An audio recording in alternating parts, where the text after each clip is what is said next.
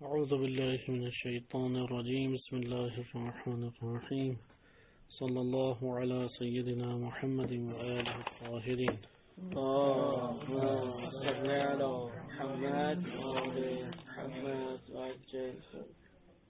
آج ہماری گفتگو منطق شیخ رضا مظفر میں جہل اور اس کی اقسام ہے۔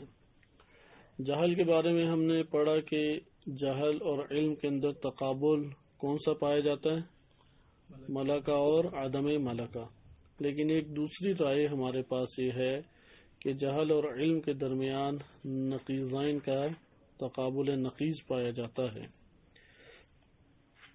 اور اسی اعتبار سے پھر بعض اس کی جو قسمیں ہیں وہ ہمارے پاس تقسیم اس کی دو بن جاتی ہیں۔ یہاں پہ شیخ رضا مظفر رحمۃ اللہ علیہ نے جو تقسیم جہل کی ہے وہ دیکھیں۔ جہل کی ہمارے پاس تقسیم علم کے مقابلے میں آ رہی ہے، تقابل علم میں، یعنی یہ اس کی اپنی ذاتی تقسیم جہل کی نہیں ہے، جہل کی تقسیم نہیں ہے۔ جہل کی تقسیم دو ہمارے پاس ہیں۔ ایک دفعہ جہل کو مطلقاً تقسیم کیا جاتا ہے، اور ایک دفعہ جہل فقط بسیط کو تقسیم کیا جاتا ہے۔ یہ میں علماء کا ایک اختلاف آپ کو بتا رہا ہوں۔ کتاب میں ہمارے پاس جہل مطلق کو، جہل کے مطلق کو انہوں نے اس طرح تقسیم کیا: جہل یا جہل بسیط ہے یا جہل مرکب ہے۔ جہل بسیط ہمارے پاس تصوری ہے یا تصدیقی، کیونکہ جہل مرکب جو ہے یہ تصدیقی ہمیشہ ہوتا ہے۔ یہ ہمارے پاس جہل مرکب یا جہل نہیں یہ ہمارا ایک ہی ہوتا ہے۔ ہاں، اس طرح ہمیں تقسیم دوسری طرح کرنی چاہیے تھی۔ جہل تصوری ہے یا جہل ہمارے پاس تصدیقی۔ ایک منٹ اس کو ہم وہ دیکھتے ہیں کہ کیا ہے کہ جہل پہلے بسیط اور مرکب میں تقسیم ہوتا ہے، جبکہ جہل تصوری ہمیشہ بسیط ہوتا ہے۔ ہمارے پاس ایک منٹ دیکھیں، جہل کیا ہے ہمارے پاس؟ بسیط ہے اور مرکب۔ جہل بسیط فقط کیا ہے؟ تصوری۔ جہل بسیط ہمارے پاس کیا ہے؟ فقط تصوری ہے۔ لیکن جو ہمارے پاس جہل مرکب ہے، یہ جہل مرکب ہمارے پاس تصدیقی صورت میں آتا ہے۔ یہ اصل میں ایک اختلاف ہمارے پاس ہے۔ مشہور کا جو نظریہ ہے، مشہور جہل مرکب کو اقسام علم میں سے گردانتے ہیں۔ اس لیے جب ہم اس کو تصور میں لے کے یہ کیا نام ہے اس کا جہل مطلق کو تقسیم کریں، اصل میں جہل کی تقسیم کیسے بنتی ہے اس پہ پہلے آپ غور کریں۔ علم کی تقسیم کیا تھی؟ تصور اور تصدیق۔ بالکل بعینی، چونکہ علم کے مقابلے میں جہل ہے تو علم تصوری کا کیا مطلب ہے؟ تصور کا ہونا۔ علم تصدیقی کا کیا مطلب ہے؟ تصدیق کا ہونا۔ اسی کے مقابلے میں اگر تصور نہ ہو تو کیا کہلائے گا؟ جہل تصوری، اور اگر تصدیق نہ ہو تو جہل تصدیقی کہلائے گا۔ یہاں پہ یہ والی تقسیم تو ہمارے لیے آسان ہے، یہ ابتدائی تقسیم ہے۔ اس کے بعد انہوں نے جہل کو ایک اور طرح سے تقسیم کیا ہے، اور وہ یہ ہے کہ جہل بسیط ہے اور مرکب ہے۔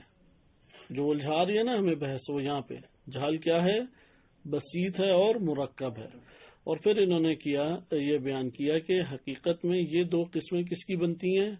جہل تصدیقی کی بنتی ہیں۔ جہل تصدیقی بعض اوقات بسیط ہوتا ہے، بعض اوقات مرکب ہوتا ہے۔ یہ شیخ رضا مظفر کی تقسیم ہوئی، اس لیے اب ہمارے پاس تقسیم اس کی صحیح بن گئی۔ جہل مطلق ہمارے پاس کتنے حصوں میں تقسیم ہو گیا کہ نہیں؟ تصوری ہے اور تصدیقی ہے، اور تصدیقی دو حصوں میں تقسیم ہو گیا، یا بسیط ہے یا مرکب ہے۔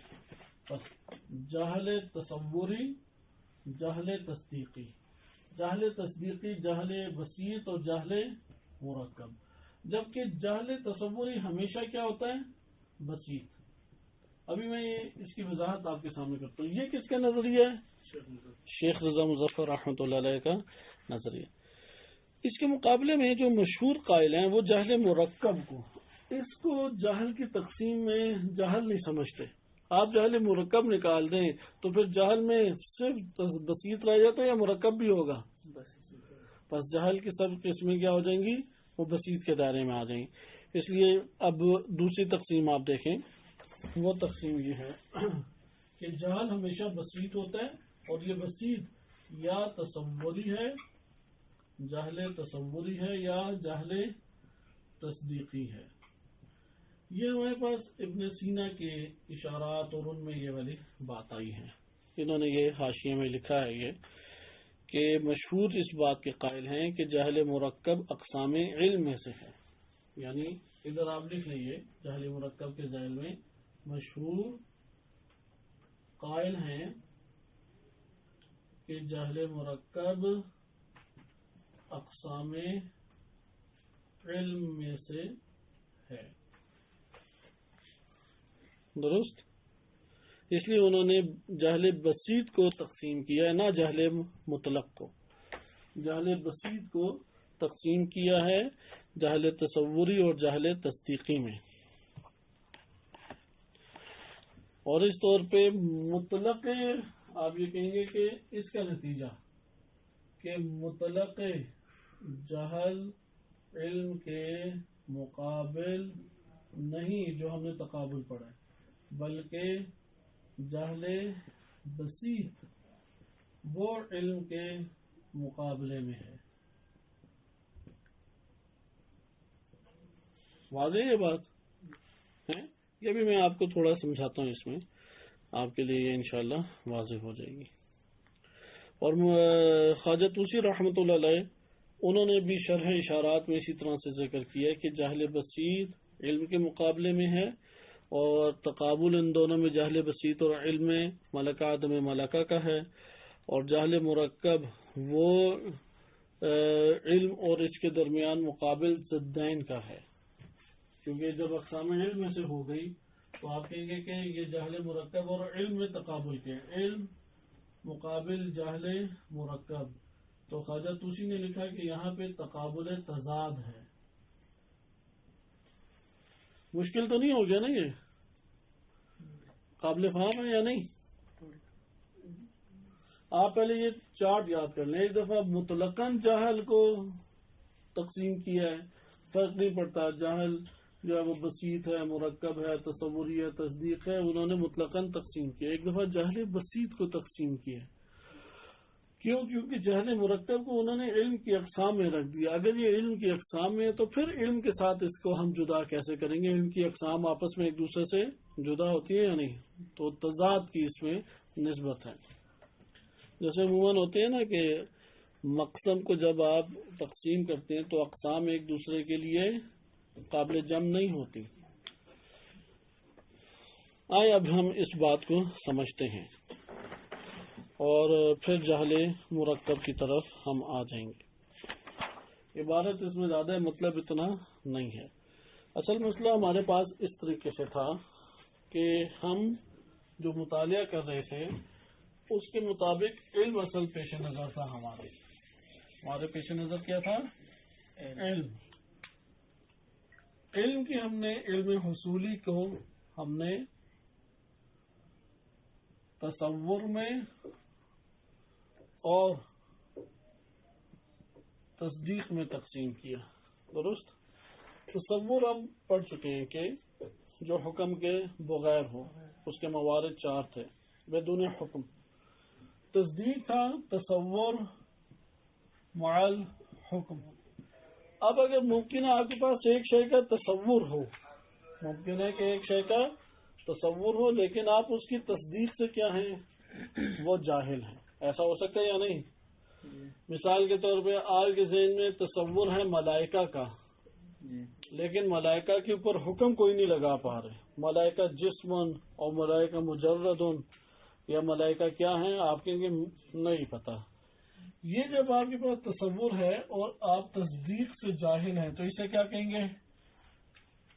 جاہل تصدیقی. کیونکہ تصدیق جہل تصدیقی کا کیا مطلب ہے؟ آپ اس شے کی تصدیق سے جاہل ہیں. تو سوال یہاں پہ پیش آتا ہے تصدیق نام اس کا کیوں رکھا جہل کا؟ یہ تو آپس میں ٹکراتے ہیں. تصدیق تو علم کی قسم تھی، تو یہ اصل میں اتباع کی وجہ سے رکھا ہے، علم کی اتباع کی وجہ سے. علم کی اقسام ہمارے لیے اصل یہ اقسام تھی. تو ان اقسام کے پیش نظر ہی کہ اگر وہ تصور سے ہی جاہل ہو تو جہل تصوری کہہ دیا، تصدیق سے ہی جاہل ہو تو جہل تصدیقی کہہ دیا، اور یہ پھر ہمارے پاس جہل کی قسمیں بن جاتی ہیں. واضح یہ جی مشکل تصدیقی میں سب پہلے یعنی تصور اس کا ہے، صرف تصدیق نہیں ہے. ہاں ایسا ہی ہوتا ہے نا، بہت ساری ایسی چیزیں ہیں. پھر وہ تصور کے اعتبار سے علم ہو گیا. یہ تصور کے اعتبار سے علم ہے، تصدیق کے اعتبار سے علم نہیں ہے. ہمارے پاس تو کثیر ایسی چیزیں ہیں کہ جن کا ممکن ہے آپ کے پاس تصور موجود ہو. مثال کے طور پہ مریخ، کہکشاں. اب کہکشاں میں آبادی ہے یا آبادی نہیں ہے؟ مثلا النجم مسکون، مسکون یعنی ساکنین ہیں ادھر، کیا کہیں گے؟ یا یہ کہہ لیں کورونا کا علاج ہے یا نہیں ہے؟ لا علاج تو نہیں، ابھی تو کتنی ویکسین نکل آئی ہیں، پتہ نہیں کیا کیا ہے. تصور کورونا کا ہے یا نہیں؟ حکم لگانا مشکل ہو رہا ہے یا نہیں؟ حکم مشکل ہے، یعنی تصدیق نہیں کر پا رہے. شک کے عالم کو کیا ہم کہیں گے کہ یہ شک کا عالم یہ جہل ہے. آشکار ہوئی ہے بات، جہل تصدیقی ہے ادھر. درست. اگر تصور سے جاہل ہو جہل تصوری، بعض کا دونوں سے جاہل ہوتا ہے، یہ مطلقاً جہالت ہے. صحیح. مثلا کروبین کون ہے؟ کروبین کون ہے؟ کیونکہ انشاءاللہ ماہ مبارک کے ہمارے دروس شروع ہو رہے ہیں ملائکہ پہ، قرآن اور حدیث کی روشنی میں، تو اس میں آئے گا کروبین کا. اب کروبین کا تصور ہی نہیں ہے، تصدیق تو کچھ آپ کہاں سے کریں گے؟ لیکن کروبین میں کہہ دوں مثلا خاص قسم کے ملائکہ ہیں، تو یہاں پہ ایک نو تصور بنا یا نہیں؟ اگرچہ بہت واضح ابھی نہیں ہے، ابھی آپ کہہ لیں حصی مرحلے پہ یا خیالی مرحلے پہ ہے، ماہیت اور حقیقت اس کی آشکار نہیں ہے. لیکن پھر میں کہوں گا کروبین جو ہیں وہ مثلا اصلاً جسم مادیات اور جسمانیات سے عاری ہیں، اور مثلا عرش کے ساتھ ملحق ہیں. اب یہ میں نے خبر دی یا نہیں، حکم لگایا یا نہیں، اس حکم کی آپ فوراً تصدیق کریں گے یا آپ دلیل مانگیں گے؟ دلیل مانگیں گے نا. اس کا مطلب ہے کہ آپ ادھر تصدیق سے جاہل ہیں، شک میں ہیں. خوب واضح یہ بات ہے. بس یہ ہمارے لیے جب واضح ہو گیا تو ادھر جہل جو ہے نا، جہل تصدیقی، اس میں ہمیں ایک مسئلہ پیش آ جاتا ہے. جہل میں ہے ایک ہے جہل بسیط. بسیط سے مراد ہے آپ کو علم ہو کہ آپ جاہل ہیں، آپ کو علم ہو کہ آپ جاہل ہیں. اس کے مقابلے میں مرکب، وہ کیا ہے؟ آپ جاہل ہیں اس بات سے کہ آپ کو علم نہیں.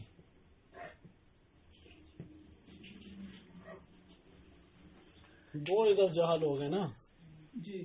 صحیح ہے. آپ جاہل ہیں اس بات سے، اپنے آپ کے جہالت سے، اپنی جہالت سے جاہل ہونا، یہ ایک ہو گیا. دوسرا کیا ہو گیا؟ اس شے سے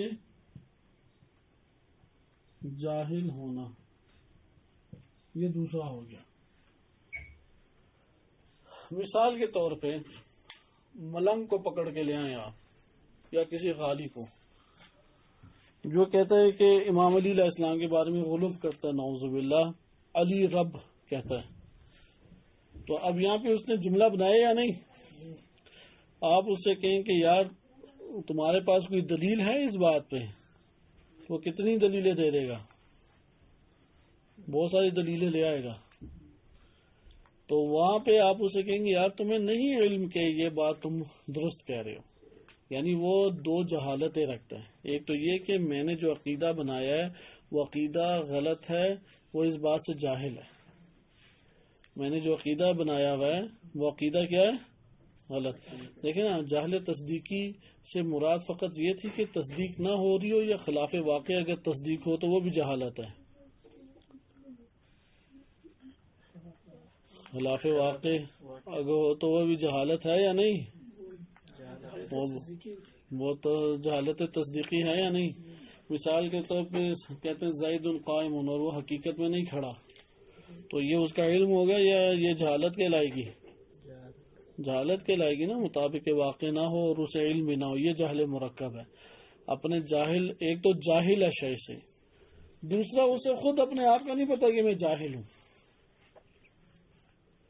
کیا ہے پہلا؟ ایک شخص کی تصدیق سے کیا ہے؟ جاہل ہے کہ یہ جو تصدیق کی ہے یہ مطابق واقع ہے، یعنی اس سے جاہل ہے. یا وہ مطابق واقع نہیں ہے جس کا عقیدہ اس نے اختیار کیا ہوا ہے. درست؟ یہ کیا ہو گیا؟ پہلی جہالت. لیکن اس کو یہ نہیں پتا کہ میں یہ جو بات کر رہا ہوں اس بات سے میں جاہل ہوں کہ یہ بات واقع کے مطابق نہیں ہے، اس سے بھی میں جاہل ہوں. جاہل مرکب میں دو نوعیں جہالت آ جاتی ہے، اس لیے اسے مرکب کہتے ہیں. ایک تو وہ اپنے آپ کے جاہل ہونے سے جاہل ہوتا ہے کہ مجھے نہیں پتا، میں پڑھا لکھوں. یہ بحث مباحثہ ہوتا ہے نا طلاب میں، تو اس وقت یہ بڑا آپ کو سامنے آئے گا کہ آپ کو پتہ ہے کہ یار یہ بات یہ نہیں جانتا، لیکن وہ سمجھ رہا ہے کہ نہیں میں جانتا ہوں. مطلب آپ سمجھے کہ یار مجھے تجوید آتی ہے، آپ کو کہیں کہ آپ کو نہیں آتی، کہتے نہیں میں نے اتنے اساتذہ سے پڑھا ہے، اتنے پروگراموں میں شرکت کی، ہمیشہ میں پڑھتا رہا ہوں. وہ مان ہی نہیں رہا کہ آپ کو صحیح نہیں آتی. تو ایک وہ اپنی جہالت سے جاہل ہے، دوسرا وہ جو لفظ صحیح ادا کرنا اس سے بھی جاہل ہے کہ یہ لفظ صحیح ادا کروں یا نہیں. واضح آشکار ہوئی. یا خوارج کی مثال لے لیں. خوارج کہتے تھے کہ جو گناہ کرتا ہے خصوصاً گناہ کبیرہ وہ یہ کافر ہو جاتا ہے، نجس، مشرک، دار اسلام سے خارج ہو جاتا ہے. یعنی مرتکب گناہان کبیرہ وہ مشرک ہے. مشرک ہونے کا حکم کس کے اوپر لگا رہے ہیں؟ مرتکب گناہان کبیرہ.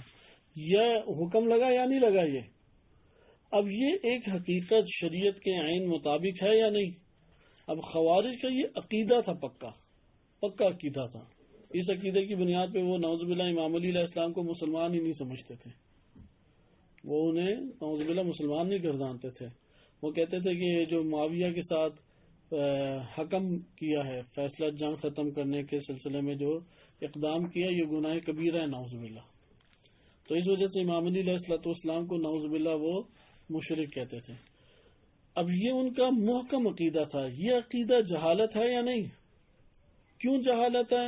کیونکہ حقیقت شریعت کے مطابق نہیں ہے. یہ جہالت ہے. یہ جہالت ان کے نفوس پہ اب چپکی ہوئی ہے، علم کے صورت میں ہے ان کے پاس. اب ہمیں دوسری مشکل کیا پیش آتی ہے؟ دوسری مشکل یہ پیش آتی ہے کہ وہ اپنی جہالت سے بھی آگاہ نہیں ہے. وہ اپنے کہ یہ بات غلط ہے وہ اس سے بھی آگاہ نہیں ہے، بلکہ محکم طور پہ عقیدہ بنائے ہوئے کہ یہ عین مطابق ہے. تو اس کو ہم جاہل مرکب کہیں گے. کیونکہ بعض اوقات ایسا ہوتا ہے کہ ایک نوع جہالت ہوتی ہے، انسان کو یہ پتہ ہوتا ہے کہ یار میں اس سے جاہل ہوں. مثلا آپ کو امتحان میں ایک سوال آ جاتا ہے اور آپ سوال حل بھی کر دیتے ہیں، درست ہے. مثلا سوال آ جاتا ہے کہ زمین کا رقبہ کتنا ہے، آپ لکھتے ہیں کہ زمین کا رقبہ فلاں فلاں فلاں ہے. اب آپ نے تصدیق کی یا نہیں؟ صحیح. اب آپ جب امتحان سے باہر آئے کسی دوست نے پوچھا کہ یار تم نے اس سوال کا کیا جواب لکھا تھا، آپ کہتے ہیں یہ لکھا تھا. تو کہتے ہیں کہ یہ درست ہے، آپ کہتے ہیں کہ نہیں بھائی میں جاہل ہوں، اس سے میں نے لکھ دیا ہے لیکن میں ادھر اعتراف کر رہے ہیں کہ میں نے جو تصدیق کیا وہ کیا ہے، میں اس سے جاہل ہوں. لیکن ایک دفعہ ایک دوست ہے وہ مانتا ہی نہیں میں جاہل ہوں. ادھر وہ جو آپ اعتراف کر رہے ہیں کہ میں جاہل ہوں، اپنی جہالت کا اعتراف کر رہے ہیں کہ میں نے جو کام کیا یا میں نے جو تصدیق کی ہے یہ جہالت کی بنیاد پر تھی یا یہ مطابق واقع نہیں ہوگی، ہو بھی سکتی ہے نہیں بھی ہو سکتی. میں تصدیق اس کی، کیونکہ جب تصدیق کا مورد نہ ہو تو وہ جہالت کا مورد آ جاتا ہے نا. شک کا مورد کیا ہے؟ جہل کی اقسام ہے. اسی طرح وہم کا مورد کیا ہے؟ جہل کی اقسام ہے. شک کے مورد آ کرتے ہو بھی سکتا ہے نہیں بھی ہو سکتا، یہ کیا ہو گیا؟ جہل. اب آپ نے جہل اس طور پہ سامنے ان کے بیان کیا اور اپنی جہالت کا اعتراف بھی کیا. یہ دو قسم کی جہالت ہے یا بسیط ہے؟ جہل بسیط کہیں گے کیونکہ ایک جہالت ہے وہ جو آپ نے اعتراف کیا، دوسری جہالت نہیں ہے. یعنی دوسری اس میں صورت نہیں آ رہی، اپنے آپ کو آپ عالم کہہ رہے ہوں اس کا. واضح بات. اس کو کیسے بیان کریں گے؟ اگر آپ جہل مرکب کو آسان ترین طریقے سے بیان کرنا چاہیں کیسے کریں گے؟ ہمارے پاس دو قسم کی جہالت ہے.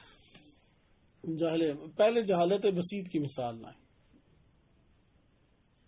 کہ آپ نے ایک شے کی تصدیق کی لیکن خود اپنی جہالت کا اعتراف کیا یا شک کا اعتراف کیا کہ مجھے اس کے بارے میں شک ہے کہ مطابق واقع ہے یا نہیں. یہ آپ کے نفس کے اندر کیا کہلائے گا؟ جہل. کیونکہ اس کے ساتھ کوئی اور جہل موجود ہے؟ نہیں. کیونکہ آپ اپنے جاہل ہونے کے عالم ہیں، عالم بالجہل ہیں، تو یہ جہل کیا کہلائے گا؟ بسیط. لیکن ایک دفعہ آپ اپنے جاہل ہونے سے بھی واقف نہیں ہوتے، کہتے نہیں میں عالم ہوں، جبکہ کیا ہے حقیقت میں؟ جاہل. ابھی تو دو جہل مرکب ہو گیا یا نہیں؟ جو جہل مرکب ہوتا ہے اسے ہدایت دینے کا کیا طریقہ کار ہے؟ جہل مرکب ہو تو ہدایت پا سکتے ہیں یا نہیں؟ وہ کبھی بھی نہیں پا سکتا جہل مرکب ہو. جہل مرکب جو ہے جب تک اس کا جہل نہیں توڑیں گے تب تک وہ ہدایت نہیں پا سکتا. اس کو پہلے وہ بتائیں گے کہ یہ آپ کا، وہ مانے گا ہی نہیں. آپ بحثیں کر کے دیکھ لیں. جہل، ہاں ابھی ہم یہ بحث کریں گے کہ آیا جہل تصوری میں یہ نہیں ہو سکتا کہ وہ بھی مرکب ہو، تو وہ بھی ہم اسے دیکھیں گے. لیکن پہلے جہل مرکب کو سمجھ لیں. یہ روایات میں بھی اس معنی کے اعتبار سے جہل مرکب کا تذکرہ ہے. جہل مرکب کو ہدایت دینے کا طریقہ کار یہ ہے کہ اسے پہلے شک میں مبتلا کریں. یار ہو سکتا ہے آپ غلط ہوں، ہو سکتا ہے آپ کی بات درست نہ ہو. آپ اسے شک میں مبتلا نہیں کریں گے نا، وہ دوسرے عقیدے کی پر ڈٹا ہے کہ میں عالم ہوں. جیسے بھی ادھر بہت سارے فتوے دے رہے ہوتے ہیں، مجتہدین کے خلاف بول رہے ہوتے ہیں، انہیں بڑا پکا یقین ہوتا ہے میں عالم ہوں، اور پھر جو وہ بات کر رہے ہیں وہ بھی جاہلانہ بات ہے، یا ممکن ہے اس کی جہالت کا جو ہے توڑ ہمارے پاس ہو، لیکن ہم اس جہالت کو کیسے توڑیں گے؟ پہلے یہ تو بتائیں کہ یار تم جاہل ہو اس حقیقت سے. اس کی مثالیں آپ کو بہت ساری مل جائیں گی اپنے معاشرے میں نا. عام لوگوں کے اعتقادات ہیں. مثلا آپ کسی کو دوائی آپ نے دی اور دوائی سے صحت یاب ہو گیا، تو وہ تعویذ بھی پی رہا تھا پیر صاحب کے، تو پیر صاحب کے تعویذوں سے تو اس کے اور ہی خرابی ہونی تھی. تو اب آپ اسے کہیں کہ بھائی میں نے تمہیں جو دوائی دی ہے اس دوائی میں یہ تاثیر اللہ تعالیٰ نے رکھی تھی، تمہیں شفا ہوئی. وہ نہیں مانے گا. ایک تو وہ یہ سمجھ رہا ہے کہ تعویذ نے مجھے شفا دی. حکم کیا لگا رہے ہیں تعویذ پہ؟ شفا کا. صحیح ہے. دوسرا یہ کہ وہ یہ اس بات سے بھی جاہل ہے کہ مجھے نہیں معلوم کہ یہ شفا نہیں دے گا. یہ کاغذ یا یہ پیر صاحب کے اپنے حروف ابجد اور عجیب و غریب طرح کے اعداد و شمار یہ مجھے شفا نہیں دیں گے. اللہ تعالیٰ جس میں تاثیر پیدا کر دے وہ شفا دے گی. تو وہ جب اس سے بھی جاہل ہے تو وہ ایک معنی بن جاتا ہے. وہ جو اس کا وہ اپنے نفس میں اپنے آپ کو عالم سمجھ رہا ہے وہ آپ کو آگے جان ہی نہیں دے گا کہ آپ اس کے نظریے کو باطل کریں، اس کی بات کو باطل کریں. مثلا کوئی دروازے سے اندر داخل ہونے دے تو پھر آپ کوئی اس میں تصرف کریں گے نا. وہ تو دروازے سے آپ کو داخل ہونے نہیں دے رہے، یعنی وہ مان ہی نہیں رہا کہ میں جاہل ہوں. جب وہ مان ہی نہیں رہا تو وہ آپ کو آپ کی بات کی تصدیق کرے گا؟ آپ کی بات سنے گا؟ کبھی بھی نہیں سنے گا، کیونکہ وہ آپ کو اپنے آپ کو عالم مان رہا ہے اور کہہ رہا ہے کہ بھائی میں جاہل نہیں ہوں. یہاں پہ اسے یعنی اعتقاد ہوتا ہے کہ میں عالم ہوں، اعتقاد ہوتا ہے کہ میں اہل علم ہوں، میں جاہل نہیں ہوں. تو جب آپ اس کی شخصیت کو پار کر لیں تو پھر آگے بحث کر سکتے ہیں. اس لیے شخصیت کو اس کے توڑنا وہ آسان نہیں ہے. وہ جو جاہلانہ اس نے اپنی شخصیت کا اعتقاد بنایا ہوا ہے اس کو توڑنے کے لیے سخت زحمتیں چاہیے. اس لیے جس کی پھر شخصیت آڑے آ جائے اس کے نظریات کی کبھی اصلاح نہیں ہوتی، مگر یہ کہ وہ اپنی شخصیت کے اندر پہلے اصلاح برپا کرے، پھر اس کے نظریات اور افکار کے اوپر بحث ہو سکتی ہے. اور ہمارا معاشرہ ان توہمات اور ان رسومات اور اس طرح کے ذہنیت سے بھرا ہوا ہے. طلاب میں بہت سارے مسائل ہیں، مثلا یہاں پہ یہ فلسفہ عرفان اور فقہ اور حدیث علماء کا آپس میں ٹکراؤ ہوتا ہے، وہ ماننے کے لیے تیار ہی نہیں ہے ایک فقیہ کہ بھائی میں نے عرفان پڑھا ہی نہیں ہے. وہ کہتا نہیں میں عرفان کا عالم ہوں، میں فلسفے کا عالم ہوں. وہ کہتے بھائی تم نے نہ پڑھا ہے، نہ استاد سے پڑھا ہے، نہ اس کی اصطلاحات آتی ہیں. کہتا نہیں میں عالم ہوں. اب وہ جب تک آپ اسے یہ اعتراف نہیں کرائیں گے کہ تمہارے پاس فلسفہ عرفان کی اصطلاحات کا علم نہیں ہے صحیح طرح سے، تب تک وہ آپ اس کے افکار اور نظریات پہ اسے جتنی بھی بحث کر لیں اس نے نہیں ماننا. جہل مرکب ہے. ادھر یہ سوال پیدا ہوتا ہے کہ جہل مرکب آیا علم کی قسم ہے؟ کیونکہ علم میں بھی آپ پڑھ چکے ہیں یقین بالمعنی اعم اور اخص. ہم نے تو اخص کہہ دیا تھا. جو علم بالمعنی اعم کو بھی علم کی اقسام میں سے قرار دیتے ہیں وہ جہل مرکب کو کیا کہتے ہیں کہ جہل مرکب علم کی اقسام میں سے، کیونکہ اسے ٹھوس اعتقاد ہے، وہ طرف آخر کا کوئی بھی احتمال نہیں دے رہا. صحیح ہے، وہ طرف مقابل کا کوئی احتمال نہیں دے رہا، کیونکہ جہل بسیط میں تو شک اور وہم کی صورت واضح آشکار ہے. صحیح. لیکن جہاں پہ جہل مرکب آتا ہے وہاں پہ وہ مد مقابل کا اصلاً احتمال ہی نہیں دے رہا. جب وہ شخصی طور پہ احتمال ہی نہیں دے رہا آپ اس سے بحث ہی نہیں کر سکتے، وہ تو کہے گا ہی نہیں اس کا برعکس ہو سکتا. واضح. ہم تھوڑی اس کی عبارت پڑھتے ہیں، 3 منٹ رہ گئے، اور کل ہم جہل مرکب کو دوبارہ سے انشاءاللہ تعالی دیکھیں گے. آپ اس کی مثالیں لے کے آئیں. یہ والا مسئلہ ائمہ اہل بیت علیہم السلام کے دور میں ان کو بڑی شدت سے پیش آیا، خوارج کی صورت میں، اسی طریقے سے غالیوں کی صورت میں، اسی طرح سے جو مخالفین تھے امام علی علیہ الصلوۃ والسلام کے، تو یہ انہیں مشکل پیش آئی اہل بیت علیہ السلام. آج کے دور میں تو یہ مشکل مزید بڑھ گئی ہے، مزید کہ اتنے گروہ در گروہ بن گئے ہیں اور اتنی مشکلات پیدا ہو گئی ہیں کہ وہاں پہ پھر آپ کو ایسے اہتمام کرنے پڑتے ہیں کہ اگلا بندہ تھوڑا سوچے تو صحیح یار میں غلط ہو سکتا ہوں، یعنی وہ تھوڑا بہت تو احتمال دے. جہاں وہ تھوڑا احتمال دینے لگ جائے وہاں امید پیدا ہو جاتی ہے، یعنی طرف مقابل کا بس 1% یہ بھی احتمال دے دیا ہے کچھ امید پیدا ہونے لگ جائے گی. الجہل و اقسامہ، اس کے پہلا پیراگراف پڑھ لیا تھا. والجہل علی قسمین کما ان العلم علی قسمین، جس طرح علم کی 2 قسمیں تھی جہل کی بھی 2 قسمیں ہیں. لأنہ، چونکہ جہل یقابل العلم، علم کے مقابلے میں ہے. فیبادلہ فی مواردہ، اس لیے مبادلہ کریں گے. علم کا تبادلہ کس سے کریں گے؟ جہل کا تبادلہ کس سے کریں گے؟ یبادل الجہل جہل العلم، یبادل الجہل کو تبدیل کر دیں گے ہم کس سے؟ علم سے. فی موارد علم، علم کے موارد میں ہم جہاں جہاں علم ہے ادھر کیا رکھ دیں گے؟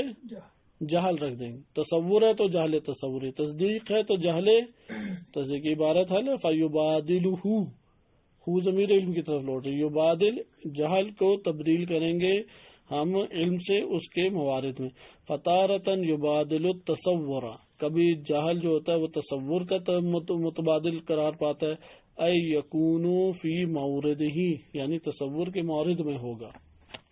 وَأُخْرَى یبادل التصدیق، اور دوسری مرتبہ وہ قرار پاتا ہے یبادل تصدیق کے جہل تصدیق کے متبادل قرار پاتا ہے. یکونو فی موردہ، تصدیق کے مورد میں ہوگا. فیصح بالمناسبت، اسی مناسبت سے صحیح ہوگا. یہ یصح کا فاعل ان آ رہا ہے.